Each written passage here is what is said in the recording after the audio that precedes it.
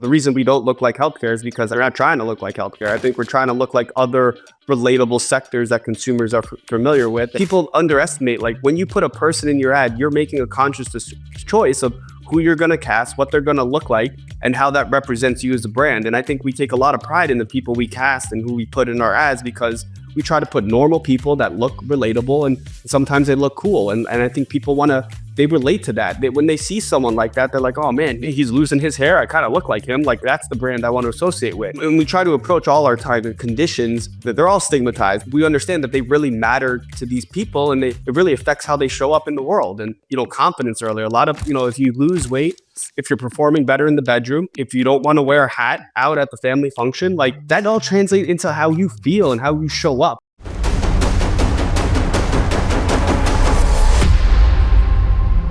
Welcome back to The Marketing Factor. I'm your host, Austin Dandridge, the CEO of Cobble Hill, and today I'm exploring how design is transforming healthcare from an intimidating institution into an approachable human experience. My guest today is Dan Kenger, who has had a front row seat to this transformation, first helping create the modern D2C playbook at Gin Lane, then Pattern Brands, and now as Chief Design Officer at Hims and Hers, where he's using design to make healthcare more accessible to millions.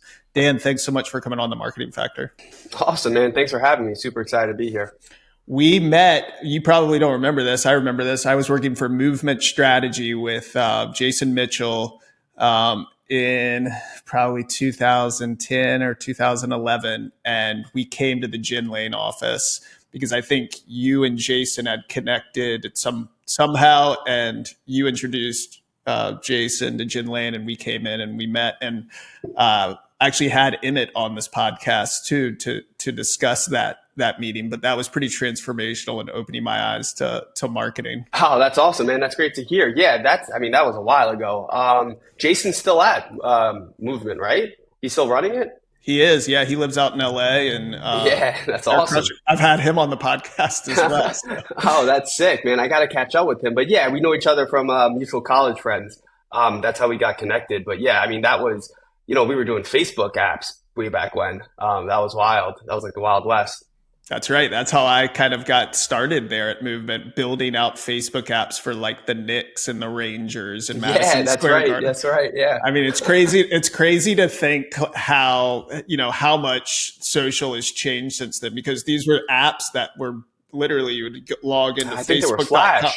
You would log into Facebook.com, and you would we were doing this one where you could like build your own roster and team and stuff like that. It was pretty sick back in the day. Yeah, I remember.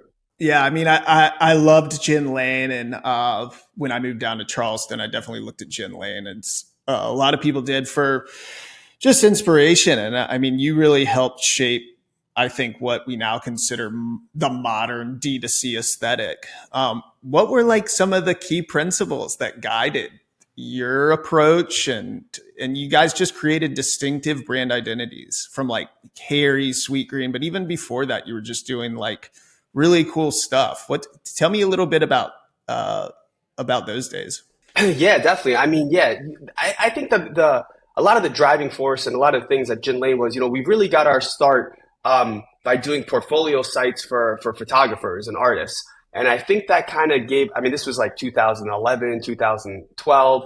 And, mobile was still like making things look good on mobile was like still a whole effort. And it really taught us really the value of how hard it was to get a photo to look really good on a mobile device all the way up to a desktop image, and really just the power of the image, if you will. And I think that type of like, because these photographers, man, they were just ruthless about how their photos looked at all the devices and just how it was cropping and scaling. And, I think we took a lot of that ethos to, founders and to our D2C clients.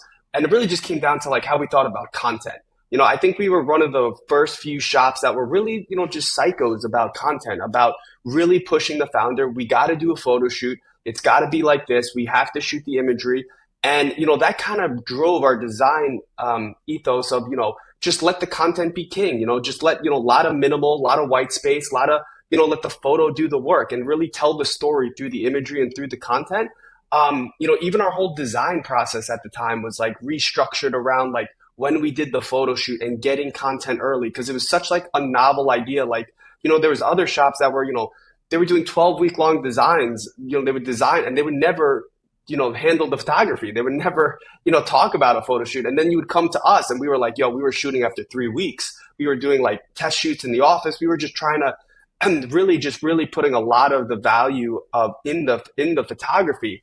And that's really something that I think was novel at the time and really drove a lot of like what made things feel unique, but familiar at the same time. So yeah. Yeah, I mean, I think that's kind of like the invisible pattern, right? Of what made that gin lane aesthetic so uh, so kind of influential there. I mean, you guys were there was really. I mean, you're right. No one was focusing on content. There were other agencies that were doing great creative work out there, but I do think that anytime you guys would launch a site, I'd be like, man, that's just like so far ahead of what anyone else is doing. I'm sure that was super exciting. Yeah, it was. It was good. It was a mixture of that plus also this. Me and Emmett, we really decided at an early time that we didn't want to grow the agency. We didn't want to like turn this into like a monster, RGA or anything like that. So what it also allowed us to do was keep our superpower, which as an agency, I think your superpower is saying no. Because all these agencies they want to grow bigger, and then you lose your superpower because you got to say yes. Because in order to do more work, you need more people. It's a human capital business, and I think we learned very early that we didn't want to grow, so we really, Emmett's superpower, he was able to pick the right, the right horse. And it just allowed us to be like, okay, if we're only going to do one shaving brand, it's going to be Harry's. If we're only going to do one salad brand, it's going to be Sweetgreen. And we really just were able to like immerse and like give all our creative juices to like, one sector. Like this is all we got for razors. This is all we got for salad. And it was really fun in that sense of just, and, these founders, it was a lot of their first time making companies. So, we had a lot of mutual respect. We were like experts at different things and they really trusted us. And it was definitely an exciting time. Was that your first design role, Gin Lane, or had you been at other agencies before? No, I mean I'm classically trained in design. I went to school for design, but I started at Gin Lane in the summer of 2009 and never left for 11 years.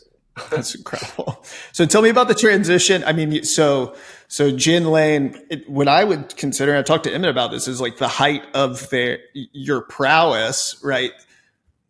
There was this transition to become basically a holding company of sorts of brands that was more of an internal play. Like, what were the biggest kind of creative challenges in shifting from helping other brands tell their stories to building and marketing kind of your own portfolio? Yeah, I mean, I think we highly underestimated, the fact of like, to become a brand, there was so much more than just the creative department, and I think that's really what, we were really good at the creative, the marketing, the storytelling, but they're just, there's a whole other side of the coin of starting a business that, we didn't frankly have experience in. So I think that was really humbling in a sense of just being really like, whoa, operations, margins, cogs, and just like, and fundamentally it has to be a good business. Like I think and I think one of the reasons when I transitioned to Hims and why Hims was so special was, it's a lot of fun. It's a lot easier to be creative in a business that's doing really well, and that's, that's just the stark reality of the game we play. If the business is solid, has solid fundamentals, has product market fit, is growing at a high growth rate, you can be creative. It's a lot easier to be creative. It's a lot easier to have fun, and it's a lot easier to try things. It's a much more conducive environment. And I think when the story's the other way, when you don't have product market fit, it's a lot harder to to be risky, to take creative risks, and to do things like that. And I think and I think in starting pattern brands, I don't and I think you talked to Emma, we don't regret it at all. I think I think we wanted to get out of the agency game. I think, we were working with these clients that were getting valued at billions of dollars and we were charging them low six figures. And we were like, what are we doing here? Like, we're not really like capitalizing on the zeitgeist moment. So I think, in retrospect, all roads lead to the places we are now. But, I think it was definitely a humbling learning experience. Yeah, for sure. I mean, I think that when you're, besides the creative challenge of just not, starting something from scratch, were there other kind of like mindset shifts that you had to have from like working on your own brand versus working on like someone else's brand? Yeah, I mean, I think you're touching upon just like the in-house versus agency mentality. And I think like that really started to emerge, once, we became pattern brands and now we were the in-house creative team and we were, and I think that's, I think when I speak a lot of like the agency mentality versus the in-house mentality, it's there, it is different, it is different. I think it's because you're at two different types of businesses that have two fundamentally different business models. And I think being a creative at each, at the end of the day in the capitalist environment we live in, we're in the applied arts. I say that every day and I love it. We get to use art, at our 9 to 5 job, but it is the applied arts. And at the end of the day, I believe that design needs to support the business. And if you're supporting it in an agency, that's wildly different than if you're supporting it in-house. And I think that kind of context really needs to be kept in mind. So how did you make the shift to Hims and Hers? And where was Hims and Hers kind of when you came on to the business? Yeah, Hims was, I came on at the beginning of 2020. Hims was like 2 years and 2 months old. And they were doing 80 million in revenue. They did 80 million in revenue and they were skyrocketing. And it was interesting because, I developed a really good relationship with Andrew, the CEO. And, because of our relationship, he never built an in-house creative team. It was just me and Jin Lane that was the out-of-house in-house creative team. So he went these 2 years without having in-house creative. And by the time 2020 rolled around and, it was time for me to move on from pattern, I was talking to him and I was just like, this is crazy. Like, I know you, I know the brand, you don't have an in-house creative team. It was very much such a natural progression for me to come on and then just build out the creative org because there was no org. So it wasn't like I was coming into a culture that I had. It's like it was a very exciting opportunity because I got to build the culture, lay down the design foundation, and really, and kind of really take the reins on something that I, was building since day one. So it was a really unique kind of experience that I was very lucky to have. Oh, I had no idea that that Jin Lane was involved in the creation of that brand itself. Yeah, they were our client in 2017. So that's how I got to know Andrew, the CEO, and we did everything. We did the web, we did our whole shtick, we did our whole process. But then the weird thing that happened was we did it, and then it just exploded out the door. Andrew had the budget to kind of keep us going because I was like, hey man, like it's me and two designers. Like if you can afford us as a retainer, like let's do this. And he was able to. So we stayed on, and mine and his working relationship was just really good. Of just like, I wasn't nickeling and diming him. I was able to keep up with it. Really gave me a front row seat of like, oh, this is how I support a business, of like all the things that he needs because they change every day. You can't scope things, and we had a retainer model that worked really well. I kept track of the hours and I was like, yo man, like we're going to hit capacity this month. Like which one do you want to do? And he was super chill. And, we launched the Hers brand under the retainer, like he was just like 1 month, like, hey, let's start thinking about Hers. And we started doing some concepts and, and then we launched Hers and it was, and then in 2020, I made the switch to come over. So what do you think propelled him so quickly to that much success? Because you see brands launch all the time and fail. So what were the defining characteristics of Hims? And what was Hims when it started, right? What was the initial pitch to you when you were creating that brand? Yeah, Hims, I like to say with Harry's, with Warby, with Hims, a lot of these things they're lightning in a bottle. And I think a lot of it really comes down to, timing and the right aesthetic like meets the right time, and I think that's what happened with Hims. Hims was healthcare. It was a sector that didn't have its D2C company yet. So they were the first. And it really allowed us to take our aesthetic and apply it to a sector that, didn't have it yet. Which is where you get like, oh, that's the Warby Parker of this, that's the Hims of that. You get those words because they were the first in that sector. And Hims was the first in the healthcare sector. And, a lot of it comes down to, when you look at the why, it's because the business model, which was, at that time selling generic finasteride, which is hair loss medication, had come off patent. Same thing with erectile dysfunction, and other companies weren't able to start because the medicines were on patent.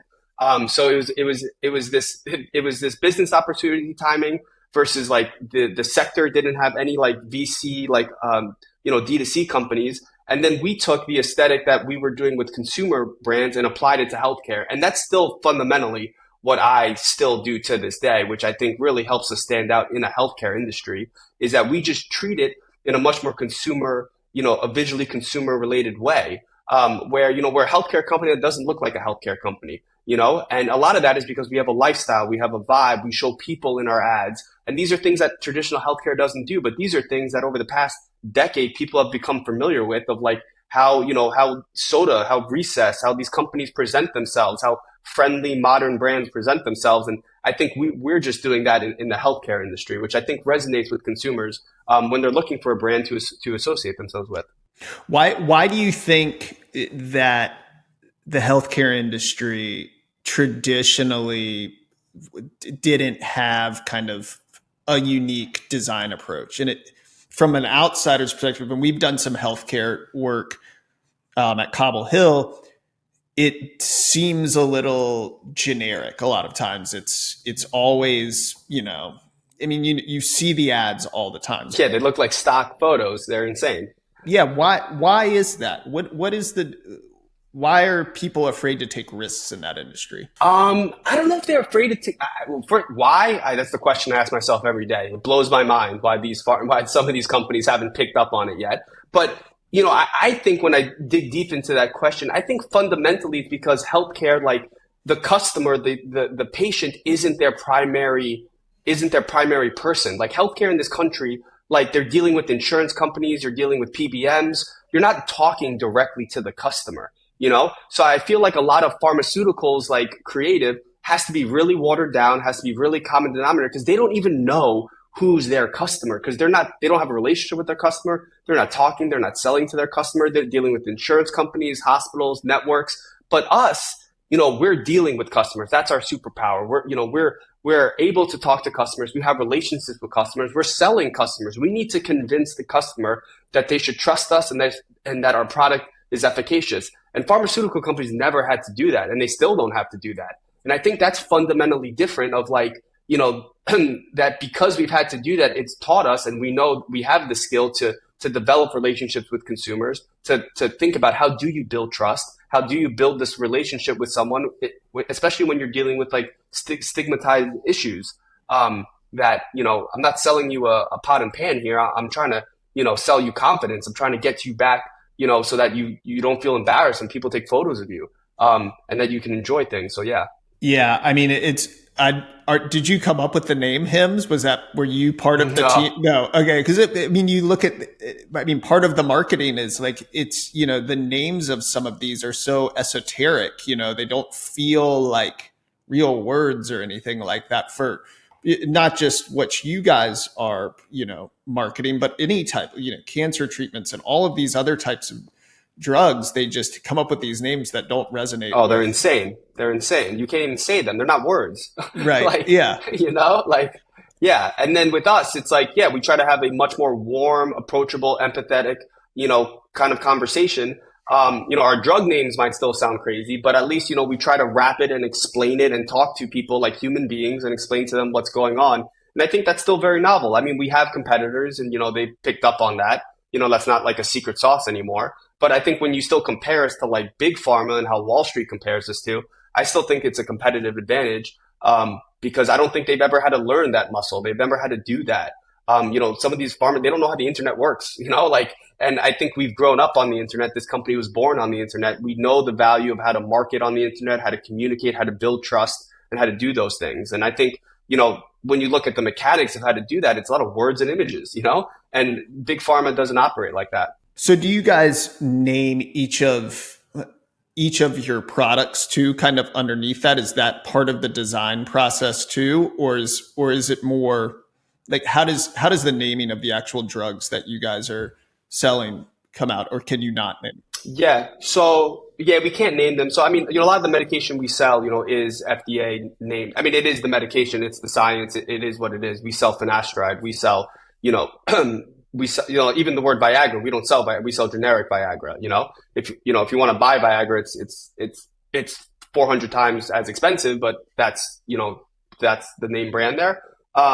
So a lot of the naming, so a lot of what we do is we try to contextualize the category, and we try to put those names in the context of something that would make sense. We try to explain what finasteride is, what minoxidil is. And, a lot of times those names actually do give us a lot of trust and efficacious because a lot of times like people are searching for those products and looking for those things. And, so we're able to kind of capitalize off of that. Yeah, I was kind of like thinking a little bit about like how you balance, like, because you want to be like, this stuff is effective, right? But there also is this sensitive topic of just being sensitive about the subject. And I feel like what Hims and Hers has done really well is it does kind of put you in a little bit more of like, it just feels a little bit more like editorial, or it feels like it's more like, for one, it's young, it feels younger, right? There is like this a little bit youthful approach to the marketing, but there's also just a level of like short and concise, like statements that don't even necessarily, you don't even have to say exactly what it does. It's just this it's more emotive, right? Yeah. And I'm interested in like where you draw inspiration for that, because it seems like you've done a really good job of blending it and everything stays on brand. Where does the inspiration come from for the marketing? Yeah. I mean, a lot of it comes obviously out of industry. A lot of it comes from fashion and beauty. I think, when I think about like visually how we try to look at ourselves, I think, the reason we don't look like healthcare is because we're not trying to look like healthcare. I think we're trying to look like other relatable sectors that consumers are familiar with. And I think, you mentioned editorial, and that makes me very happy because I think that's a big thing we try to do. And, what that really comes down to is it comes down to like, we put people in our ads, we have we do casting, people underestimate, like when you put a person in your ad, you're making a conscious choice of who you're going to cast, what they're going to look like, and how that represents you as a brand. And I think we take a lot of pride in the people we cast and who we put in our ads because we try to put normal people that look relatable, and sometimes they look cool. And I think people they relate to that. When they see someone like that, they're like, oh man, he's got, he's losing his hair. I kind of look like him. Like that's the brand I want to associate with, and we try to approach all our kind of conditions, that they're all stigmatized, but we understand that they really matter to these people, and it really affects how they show up in the world. And, I mentioned, confidence earlier. A lot of, if you lose weight, if you're performing better in the bedroom, if you don't want to wear a hat out at the family function, like that all translates into how you feel and how you show up. And I think like, we're living in a world of medicine 3.0 where people are much more in control of the driver's seat. And when I think about healthcare of the future, I think it's much more like it's patient driven. And it's like you still have primary care, you still have emergency care, but there's this whole sector of emerging that's very proactive, that's very, hey, like I want to, I'm not going to die from baldness, but I don't want to be bald, like I want this to be better. Like, I want to lose 20 pounds. And these are very like elective things that, really affect people. And you mentioned we speak to a bit of a younger demographic. And I think that's true in that more millennial mindset, and that, I think the younger generation wants to be more proactive with their health, not reactive with their health. So yeah. Working in healthcare, there's obviously so much like regulatory stuff that you have to go through and legal. Oh yeah. Just hooplas. Are you constrained by that when you're designing? Does it feel restrictive, or like what is the approach, when you're marketing pharmaceuticals through a direct to consumer model? Oh yeah. I like to say, and I tell my team this all the time, like constraints breed creativity, So like, I don't mind the constraints. I think the constraints and playing by the constraints it's what's going to separate us. It's not easy.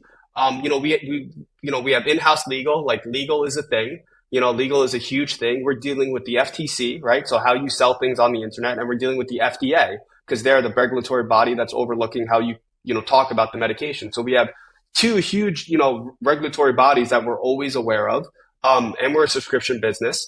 So it's definitely hard and challenging, product claims, we're always, we go through a rigorous process of our claims and making sure they're valid and making sure they're legal.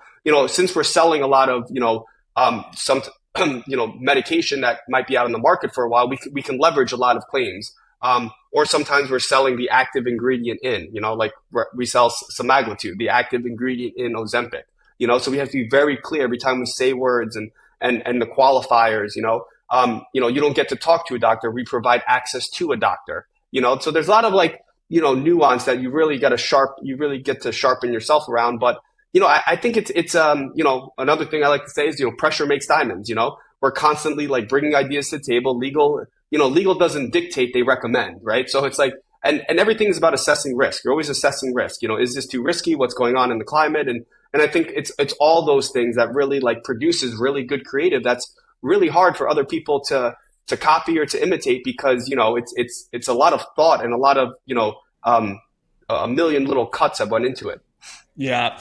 The GLP-1, it you're adding those injections into your product portfolio, right? Um, what what do you think about when you're starting to market something like that? Like, what is the Yeah. process? What does the process look like? Like, walk me through that. Yeah, so GLP-1s is great. It's in the cultural zeitgeist. When we started to when we were making the decision to launch that, a big part was like, how do we make this not scary? Like, and that's really how we approach a lot of our categories. Like, how do we make this, human? How do we make this like for normal people would understand? Especially our product, which uses a syringe and a vial. It's a very like, a lot of people don't interact with syringes at all in their daily life, and it's a very like off-putting thing. So a big part of my job was, how do we make that approachable through design? How can we like put some design touches around this product to make it feel more considered, to make it feel more elevated, to not make it feel that it was just like an afterthought, or it's like it feels black market or anything like that. So that's really where we were able to like use design to really think about the experience and how to make it feel way less scary, if you will. Because all the pharma companies, they don't think about their product. They don't think about it as a consumer, as something that they have no design ethos for that type of thinking. And I think on our hand, we're not designing the syringe. I'm not designing the vial, but we can do things and think about how it's presented and the context of which is presented, that I think really goes a long way with customers and how they perceive it. So yeah, I mean, a big part of that was, we're bringing this to market. How can we make it feel less scary? And then, we proceeded into, the marketing image assets of it. We're creating hims images, we're creating hers images for weight loss, thinking about like what that customer looks like. And I think a lot of it was like, especially in the weight loss category, we really wanted to put normal people in our ads, people that, when you look at the weight loss category at large for the past, 50 years, a lot of it's like, six pack ads. They usually put the ideal body in the marketing. They put the guy with the six pack on the fat burning pills, right? And what we did was, we were like, that's insane. So what we did was we just put normal people that, haven't started the product yet, that are a little bit more aspirational in our marketing, so people can relate to like, hey, I look like them, I feel like them. That product is for me. And that's what we did with the weight loss category. And then, when it came to, the GLP-1 injections, we've done a shit ton of like educational content. We've done a lot of video footage, a lot of YouTube videos. We have an app which has a ton of content around like how to inject.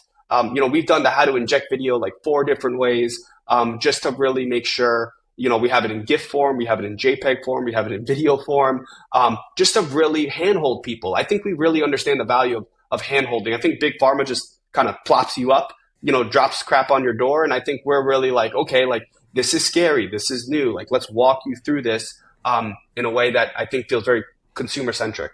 Well, yeah, I was going to say, like, there's a little bit of this. I was going to ask, like, what's your approach to like platform specific content, and how has it evolved, particularly for like TikTok? But honestly, if you think about what you guys were doing at Gin Lane, it's not that different. The platforms are just different, but you guys were already generating content that was kind of specific to wherever people were showing up to engage with the content itself.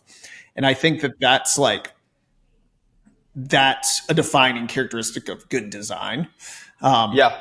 And something that sounds to me like you've carried through to hims and hers. But like, you do think these that people are consuming content at a much higher clip than they were 10 years ago, or even 6 years ago when you started, or when Hims was first starting.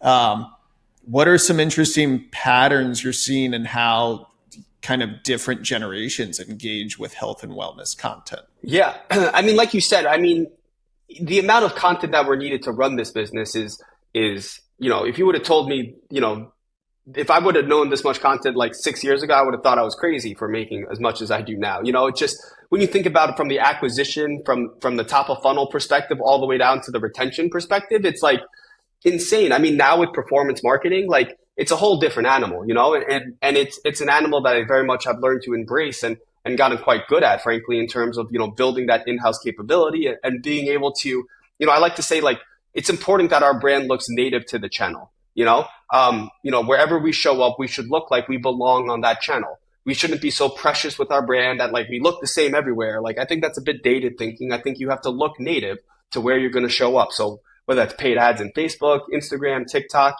all these places. And I think, we've really learned from an acquisition standpoint the different types of content that resonate with people to get them through the floor, get them through the door, or to get them to move through the funnel at different points. We see some content works really well to like, from awareness standpoint, and other content works really well from a conversion standpoint. And then, a lot of this educational content, is really about, ensuring that people have a successful time on their treatment. So we've really doubled down on content from a retention standpoint, that we, supply our customers with to make sure that they don't have any questions. And if they don't want to read something, there's a video for it. If they don't want to watch the video, there's a written form version of it. And things like that. So yeah. I'd love to know, like, kind of, because we do a lot of email marketing, and email marketing's obviously become like very sophisticated, right? How do you think about maintaining kind of your creative consistency there while still leveraging like personalization, automation, all these other things that kind of go into it? And I would imagine Hims and Hers has, I can't even imagine the amount of flows you guys have in terms of a setup and different segmentation of customers. Is that zooming out, do you create a strategy around that first and then kind of knock each thing out? I'd love to know the process from an email marketing standpoint. Yeah, I mean, that type of CRM strategy, the drip campaigns, the nudge like all that stuff. I think from a design standpoint, I think that's a testament to having a system, and it's also funny because it also comes down to the photos. Like if you produce on brand photography, I'm pretty confident wherever that photo goes, it's going to feel like us, so like we have a lot of automated email flows, but as long as they use our imagery, like, I can go to sleep at night because I know they're going to look great. Same thing with our fonts and our colors. We have different email system. We have different, systems for Hims and Hers. And, there's a lot of automated emails that get generated, especially when you like, we have these consultation flows, right? They take about 20 minutes to go through. And, it's basically all the questions you answer instead of getting in your car and waiting at the doctor's office and seeing a doctor, and if you fall off during those questions, you get tagged to some email campaign that tries to get you to go through that. All that's like auto-generated, but it's all using our design system and our design language. And, our copywriters have written every single one of those, and, and they've done a good job of maintaining a consistent tone that makes it feel like friendly and approachable. But yeah, a lot of that is just a testament to having a system. I think, I've really learned about the value of a system as in order to scale the design org and scale quality and scale your brand essence to a degree. What makes a good design system? What are the principles that you look at when you're thinking of a design system outside of, can this be repurposed and I feel confident in where it's being used? But taking a step back, when you look at something, what differentiates, like, to you, good design? Yeah, I mean, well, I think so. To answer the design question, the design system part, I think, some of the prevailing, thoughts that I've had with the design system are, is I'm a big fan of like, something's got to break before you turn it into a system. I'm a big fan of like, you got to do it like 10 times. You got to convince me that it should be part of the system. Like I hate these systems that are so pie in the sky, that like think of all these use cases before they even exist. I'm a bit more of the opposite of like, let's do it. Let's Jimmy rig it with band-aids like 20 times and then let's like, codify it. Then let's like document it and things like that. So I'm a big fan of like, convince me it should be in the system first. And then second, once it's in the system, it's all about flexibility. The flexibility to like, I don't care if it's part of the design system. If it doesn't work, it doesn't work, or like sometimes I'll see designs and it's like, oh, this is what it should look like because of the system. And I'm like, I don't care. It's ugly. Like, like fix the system, like do something else. Like, and it really forces us to like, adapt and to not be like dogmatic and to really not be precious with it. We're not a 20-year-old brand with a huge heritage. We're still very much a young brand that's figuring it out, that's, still dabbling in new channels and new touch points. So I think I really push the team to like really have fun with the brand. And, I like to say like, as long as the same people are making everything, it's going to feel on brand. Like, and that comes all the way down to the culture and who you hire. Like people said it at Gin Lane. They were like, oh my God, your sites, they look different, but they feel the same. And I was always like, yeah, it's the same fucking people doing it all the time, and it's the same thing at Hims. Like, it's always going to feel, I tell I'm like, you guys couldn't make anything on brand unless you threw everything you knew out the window, because like who we've hired, who we've curated, all the thinking, like all the osmosis that we have, like, and it kind of lets people like have fun with the brand and push it and pull it and try different things. And honestly, that keeps it exciting and it keeps it engaging and it keeps us, adapting, I think. Yeah. I mean, it's helpful that you guys have in-house design so you can stay agile too. If you're working with an agency for this process, I feel like it would, like you were saying, you would be created a brand style guide. You would be given that brand style guide, and then you would have to kind of follow that brand style guide. And I like to say that to my team too. I was like, don't be the thorn in the side of the brand just because you're trying to maintain some consistency to this brand style guide, especially with these brands like you're saying that are very young and nascent and kind of getting fluid. off. Yeah, it needs to be fluid. And Jason Mitchell actually had a great kind of similar to your approach to when we think about channels and platforms, things should feel native to the platform, right? Yeah. The thread is more of telling the story, and the brand essence is more just like a cinematic type of thinking, right? He liked to think of, let's just make sure that like the theme is secure for how we're talking about it. And then it's easy to transition, or if a new social platform comes up, it's not going to be hard to create content for that because it needs to feel native for that because we're still telling the same story. 100%. It's crazy. It's good to hear it that way too, because I think very much it's like your mission, your intent. If that's true, it can come to life in many different ways, and it's going to be very hard for it to feel off-brand. Like, for example, like we're trying to bring access to millions of people. We're trying to bring this life-saving medication that has been charged thousands of dollars, and we're trying to bring it at an affordable price to Americans. That's the message. That can come to life in many different ways. And at the end of the day, like, even if it looks one way over here or looks the other way over there, like, it's hard for me to like have qualms with that because it's still trying to achieve the larger mission of what we're trying to do. And I think having that consistent thread, it really ties things together. So even if you look a little different here, you know what? That's going to resonate with a certain audience. And if you look a little different over here, it's going to work too. But it's like that consistency in the story you're telling that is going to be additive, For sure. I'm interested. You're father of two, right? Like how has becoming a father? I have 3 kids. You're in it. Okay. Yeah, I've got an 11-year-old, a 9-year-old, and a 6-year-old. And okay.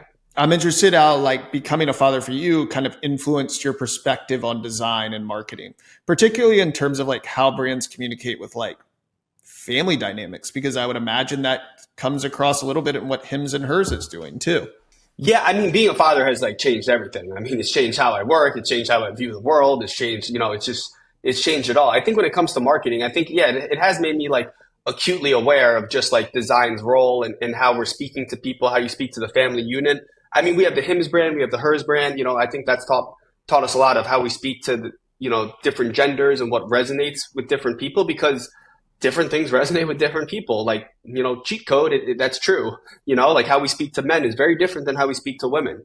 And I mean, having a family, having two kids now, so my daughters are 5 and almost 2. Um, and yeah, I mean, it's just been crazy. I'm a big, I love cartoons. I love Pixar. Like, I was watching Toonami growing up as a kid, and now I'm a big fan of just like curating their cartoons. I'm like really like, no Coco Melon in this household. We watch quality cartoons. There has to be story. I had to pay for a Cartoon Network Boomerang just to get them to watch the Jetsons and Flintstones. So yeah, so I invest there. Yeah, we have a DVD player. We had a minivan up until like 2 weeks ago with like a DVD player in the back. Oh, We just sick. had like a whole stack of Yeah. DVDs. It was like Jetsons, old stuff, Goonies, like all the Yeah. old classics with stuff with the storyline and stuff like that. Yeah, exactly. It's that repetitive musical crap that like rots their brain, I think. Totally. It's like, Yeah. like so yeah. Um, yeah, I mean, I think that you've definitely like, hims and hers definitely, there is this destigmatization that happens around like important health conversations. You were discussing a little bit the difference between men and women. Like, how do you see the role of design and marketing addressing each of their concerns, and like what is the fundamental difference that you've learned, and how do you evolve, and how does it evolve? Yeah, I mean, I think a big part of it is if you want to build trust with your customer, I think it really helps to be authentic. I think authenticity translates into like, oh, that's how I think that's a good foundation for building trust. And when we're dealing with stigmatized issues that have a lot of, gender dynamics and honestly, frankly, like deep socioeconomic dynamics, it really helps to acknowledge that and to speak differently. How I talk to men that are losing their hair is very different than how I talk to women that might be experiencing hair loss after postpartum, after having their first child. Right? I can make jokes with the guy. I can make jokes all day that, oh, you're losing your hair in your 20s. How many hats you wearing? Like things like that. But you talk to a woman who's experiencing hair loss after her first child. That's a wildly different experience that I think the brands need to recognize, and they need to show up in a way that's respectful to it.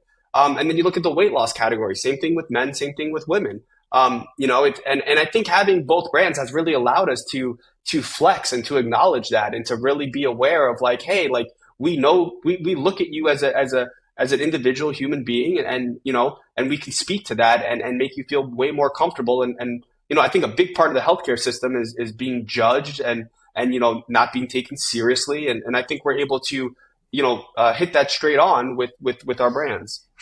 What's like when you think of the website nowadays, like what is the biggest difference between websites for, let's take hymns, for example, than what you were doing for, let's say, Saturdays back in at Gin Lane? Like what are besides like the mobile things and everything like that, like what is the difference now between designing for web?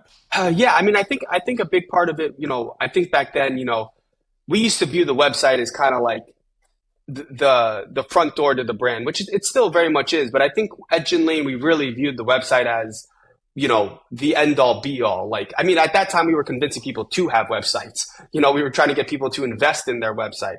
I think now the website is but one of a channel in a multi-dimensional conversation that we're having with people. And I think that fundamentally has changed. Like the website plays a much more specific role in the customer journey. Because the customer journey is way more complex. It's way different than it was back then. And I think that dynamic is definitely something that, you know, it's quite different. Like, you look at some of the companies we started, Harry's, and, we were convincing them like, hey, this is the only place. This is everything. This is where people are going to come. And it was true. But you look at Harry's now, I think the majority of their revenue is offline. And a lot of that, you look at Recess, the brand beverage. I think a lot of their revenue is, or any of these CPG companies, I would assume a lot of their revenue is probably on Amazon these days. And it's a testament to the fact of like, yes, obviously, your website's important, but I think it's much more of, it plays a much more specific part in a larger strategy. Where I think in our Gin Lane days, we were doing a lot of 0 to 1, so we were talking about it much differently. How much do you get to design now, like yourself?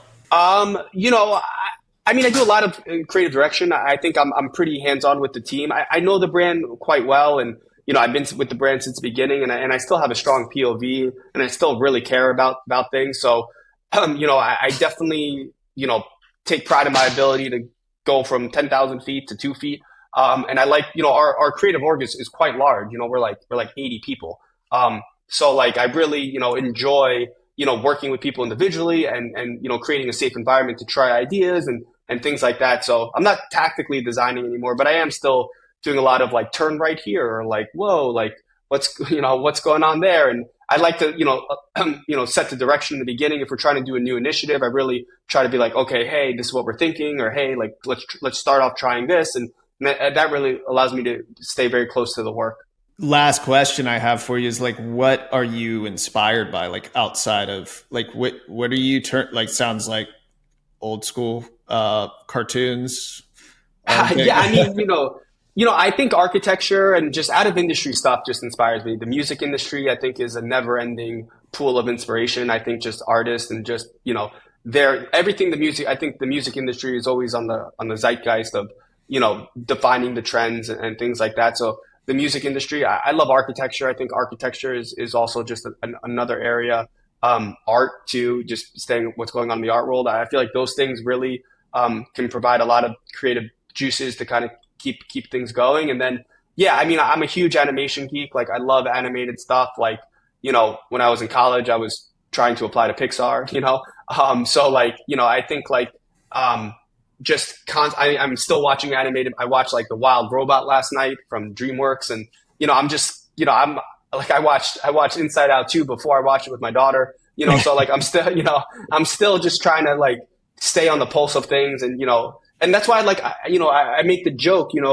I make the joke like if I wasn't in New York, I probably wouldn't be half as good as my job, and there's some truth to that. In that, like, I think the city is very inspirational. Like walking, commuting, seeing things, like it helps you like what's hot right now. It helps you like the city has an energy and it has a pulse, and I think like that's what I love about being in New York, and I think that the city really is a never ending, evolving petri dish of inspiration that I really do love. Yeah, I miss it, man. I'm down in Charleston, South Carolina, so we get up there every now and then. But every time I'm there, I'm just drawn back by inspiration. But Charleston's a great place to be too. I feel like I can find inspiration in a lot of the places that I go. Um, Yeah, I went and to a lot see of it is just you gotta, as long as you're looking for it, you'll find it. for So sure. Well, cool, Dan. It's been great having you on. And where can people find out more about you? um, I don't even know, man. Just on the Twitterverse, I guess. That's really the only place these days. But yeah, I mean, just and that, and just staying abreast of what the company's doing. Cool. Well, thanks, man. I appreciate the conversation. Yeah, man. Thanks for having me. It's awesome.